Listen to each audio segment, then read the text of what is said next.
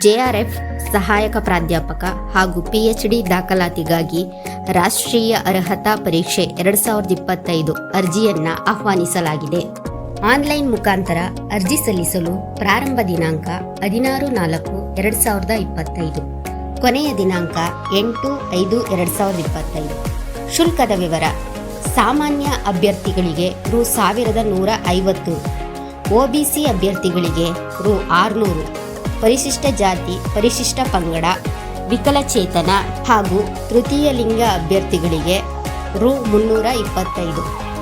ಅರ್ಜಿ ಸಲ್ಲಿಸಲು ಅರ್ಹತಾ ನಿಬಂಧನೆಗಳು: ಯಾವುದೇ ವಿಷಯದಲ್ಲಿ ಸ್ನಾತಕೋತ್ತರ ಪದವಿ, ಪ್ರಸ್ತುತ ಅಂತಿಮ ವರ್ಷದಲ್ಲಿ ಓದುತ್ತಿರುವ, ಫಲಿತಾಂಶಕ್ಕಾಗಿ ಕಾಯುತ್ತಿರುವವರೂ ಸಹ ಅರ್ಜಿಯನ್ನು ಸಲ್ಲಿಸಬಹುದು.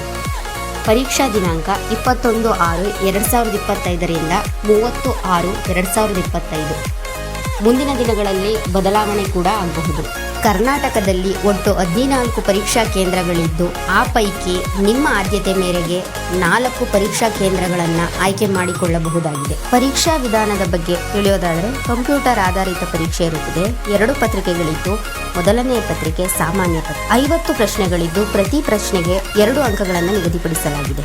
ಎರಡನೇ ಪತ್ರಿಕೆ ಬೋಧನಾ ವಿಷಯಕ್ಕೆ ಸಂಬಂಧಿಸಿದ್ದು, 100 ಪ್ರಶ್ನೆಗಳಿದ್ದು, ಪ್ರತಿ ಪ್ರಶ್ನೆಗೆ 2 ಅಂಕಗಳನ್ನು ನಿಗದಿಪಡಿಸಲಾಗಿದೆ. ಅರ್ಜಿ ಸಲ್ಲಿಸಲು ಬೇಕಾಗುವ ದಾಖಲಾತಿಗಳು: SSLC ಅಂಕಪಟ್ಟಿ, ಆಧಾರ್ ಕಾರ್ಡ್, ಜಾತಿ ಮತ್ತು ಆದಾಯ ಪ್ರಮಾಣ ಪತ್ರ, ಸ್ನಾತಕೋತ್ತರ ಪದವಿ ಪ್ರಮಾಣ ಪತ್ರ, ಪಾಸ್ಪೋರ್ಟ್ ಅಳತೆಯ ಭಾವಚಿತ್ರ, ಹಿನ್ನೆಲೆ ಬಣ್ಣ ಬಿಳಿಯದ್ದಾಗಿರಬೇಕು.